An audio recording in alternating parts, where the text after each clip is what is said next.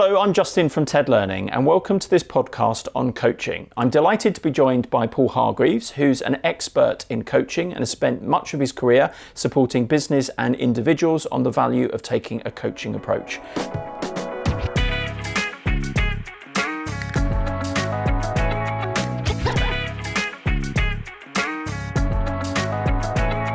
Paul, thank you very much for joining us on this TED Learning podcast today.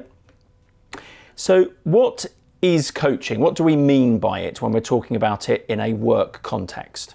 Coaching is helping people to find their own solutions to their own challenges, opportunities, problems. It is a conversation that has some structure to it, which is non-directive and uses a specific skill set to help people access their own ideas and their own solutions so that they own the problem and own the solution and are therefore more motivated to put it into practice than they're told how to do it.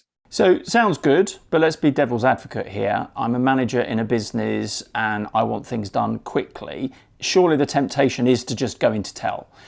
What's the downside of that approach versus what you've just described, which clearly is going to take a little bit longer? You've got to invest more time in it. So short term, it's time consuming. Longer term, it's not time consuming. So the temptation of most line managers who are trying to operate in a coaching style is, because of time pressures, is to go into tell. But what will happen with tell, the same person next week will come back with the same question because they haven't thought it out for themselves. So that will take the manager's time again. So short term, you're going to invest a little bit more time in getting the people to think for themselves. Longer term, you're going to get that time back because that person is not going to come back to you and say, oh, how do I do this? How do I do that? They're going to feel more empowered. They're going to feel more engaged because they're thinking things through for themselves and making their own decisions. Now, I've heard organisations say we're going to move to a culture of coaching, and they invest in training the managers in how to coach people, but there's a lack of communication with those that are on the receiving end of it. How should organisations approach moving to a much more coaching culture? This is all in the communications. This is all about how we say we're going to do that and what that looks like. What does it mean? Because if I'm on the front line, I may not know what coaching is. I may not know what a coaching culture is. For some people, coaching is being told what to do, but that's not what coaching is. So we've got to have clarity of message, and it's got to cascade down from the top. I've worked with a company that's trained all their HR business partners to be coaches. So there's this overall desire that this word coaching is part of their culture and is what actually happens. But everybody in the organization has to understand what coaching is and what it isn't. And it's not tell, it's ask. And if you are the coachee, so the person that's on the receiving end of it, are there things that you can prepare for if you're going into a coaching conversation? Yeah, you can think about what you want to get out of it. You can think about, what is your goal? For example, if you think about the GROW model, what do you want to achieve? So you can prepare, and then the coach will ask certain questions to explore where you are now and what options you've got to get to where you want to get. So yes, I mean, I think having a clarity of what you want to speak about is one of the responsibilities of a coachee. And you mentioned the GROW model there. Can you just talk us through what that is and why that's one of the most commonly used models in coaching? Well, when I mentioned earlier that a coaching conversation is a structured conversation, models like GROW, Achieve, Stepper, all these other ones are models that give us that structure as a coach to have that conversation around. Grow is a very well-known one. It's the G is for what is the goal. The R is for the reality. So where are we now? What's currently happening in my situation? So exploring, is there conflict in the team? Is do I not feel terribly competent about something? So where am I now? So when we've established our goal and where we are now, then we can think about our options. So what are our options to get us from where we are now in terms of reality to where we want to be in terms of goal? And then if those are our options, then we strip out some of the quick wins in those. What is our will like to do it? How motivated are we to get from A to B? So the GROW model, so goal, reality, options, and will. And what are the wider business advantages of moving to a more coaching approach? The advantages, benefits, more empowered individuals. If we've got more empowered individuals, we've probably got more trust in the team. If we've got empowerment and trust, we've got more productivity, we've got more challenge, we've got more diversity of thought.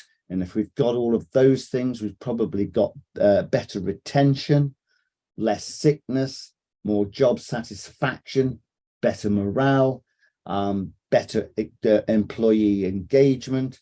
And if we've really got a coaching culture and it's embedded all the way through us, we're probably going to be overall an employer of choice. So people will come to us because they've heard about this empowering, dynamic culture where people think for themselves, grow themselves, and make their own decisions. And at the start, I played devil's advocate and said that sometimes tell might be easier. There will be some managers, maybe more autocratic managers, where tell is their natural approach.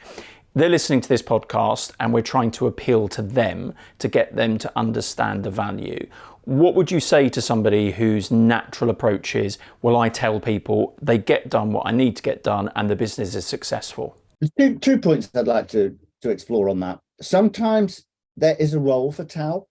So if you think on a kind of leadership continuum from directive at the bottom to non-directive at the top, if somebody comes into the workplace on their first day, they won't know what they need to know. So you're going to have to tell them. But then when we move them along and move them further up, then we can go into ask, because they're developing their understanding. So we can throw the ball back at them and ask them what they would like to do. On the other point, I would talk about the benefits for the individual manager to be less autocratic and less tell, because they will eventually get more engagement. It will be a big step for them, because they may feel that they're losing a little bit of control, but overall the benefit to them is greater than remaining in that tell area. Some managers might not be aware that they tell, so it's developing their understanding of how they manage and lead. But when they do become aware that they may tell too much, then they have a choice. So it's okay to tell in certain times, but the best way to develop people is to ask, because you're going to engage. When you tell somebody, it is not as respectful as asking somebody. So if you ask somebody, how do you think you should approach that? You are demonstrating some respect because you want to hear their opinion. If you're telling, it's a little bit less respectful. So I think the more we can get managers to understand that the ask is more empowering, the better they will move from tell to not tell. And I guess that approach works if someone's got something wrong, made a mistake, rather than going into tell or, you got that wrong, you should have done this. That coaching approach of, okay, this has happened, how do you think you could have done differently? or what could you have done differently? That then puts some responsibility back on that person to really think and consider what steps they could have done differently if they were able to go back in time, doesn't it? Yes, absolutely, absolutely. And if you give that feedback about what somebody has done for using something like, I don't know, the aid feedback model, which is the action, what specifically is it? Look at that action. What was the impact? So there's no emotion in it. And then asking, so, okay, so if you've done that and that's been the impact, throw the ball back at them again and say, so what do you think you could do differently if you did it again next time? And it's a coaching approach wholeheartedly. Can we use coaching outside of work, Paul? So in our sort of relationships, how would it differ? I don't think it does differ. I use it with my children. I will often say, so what do you feel about that? What would you like to get out of that situation? I think from a parenting point of view, it's been invaluable.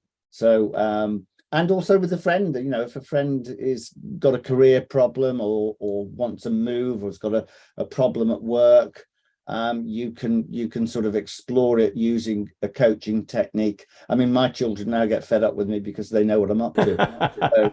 So they tell me, just tell me, Dad, tell me, Dad. So, but no, it's I think coaching is a life skill.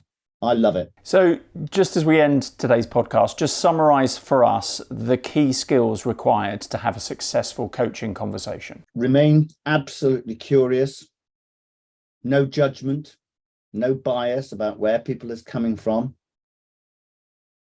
Being in that room. So if you're going to enter into that conversation, be in that conversation. So clear your head. And then the skills are obviously the skills for all of our kind of leadership roles.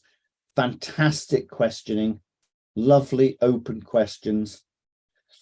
Be careful of language. I suppose sometimes use their language to repeat back. When I say be careful of language, you can ask a fantastic open question, but you can put in a word that makes it leading. Like you could say, what are the benefits of coaching? That implies that there are benefits. What is the impact of coaching is a cleaner question.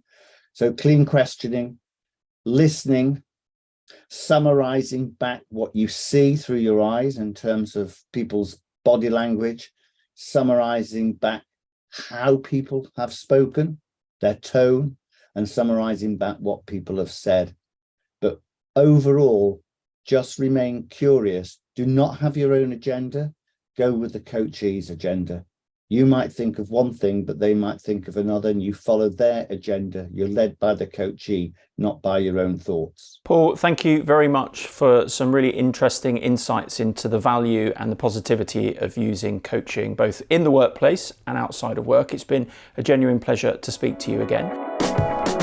For more of our podcasts, visit our website at podcast.tedlearning.co.uk, or you can find us on most podcast platforms.